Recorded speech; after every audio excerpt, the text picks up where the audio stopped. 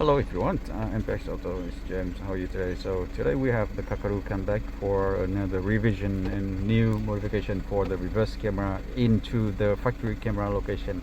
And look at how actually it is in the same factory camera location, and it actually showing the spare wheel cover right at the very bottom of the screen here.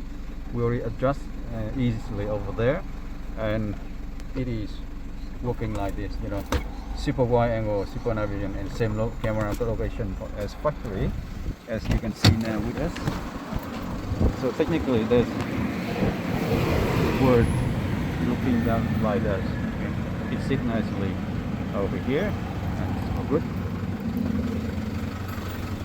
That's exactly how we did and improved the camera as the owner want to have, and it have to see super wide angle, much farther, wider, better and clearer, and still in the same factory camera location. The reason we do this in Kakadu because this one actually got the faulty camera system already, and that's how we can keep it clean at the back end now. Okay, hopefully you enjoy it, and this type of camera will be applied for Kakadu VX and Alta too if you wish. Thank you and see ya.